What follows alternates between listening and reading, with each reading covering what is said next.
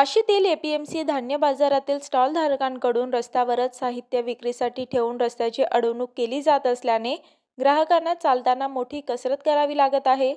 काही स्टॉल धारकांनी अतिरिक्त जागेचा वापर करत रस्त्यावरही बस्तान मांडले आहे। वाशीतील मुंबई कृषी उत्पन्न बाजार आवारात एपीएमसी प्रशासनाने 20 ते 25 वर्षांपूर्वी 5 बाजारातील पदपथकांवर काही लहान व्यावसायिकांना व्यवसायासाठी स्टॉल वितरित केले आहेत। मात्र सध्या काही विनापरवाना स्टॉल देखील उभारले जात असून वितरित केलेल्या जागेपेक्षा अतिरिक्त जागेचा वापर देखील सुरू आहे।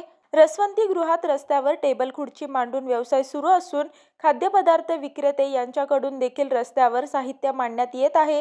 त्यामुळे आधीचे स्टॉल पदपथावर वितरित केल्याने पादचाऱ्यांची वाट अडली असून त्यात आता भर या स्टॉल धारकांकडून रस्त्यावर साहित्य ठेवून रस्ता अडवला जात आहे। यामुळे बाजारात नागरिकांनी चालायचे कुठून असा प्रश्न उपस्थित होत असताना एपीएमसी प्रशासनाने योग्य ती कारवाई करून रस्ते अतिक्रमण मुक्त करावेत अशी मागणी होत आहे। मी वर्षा काटेकर, योद्धा न्यूज, नवी मुंबई।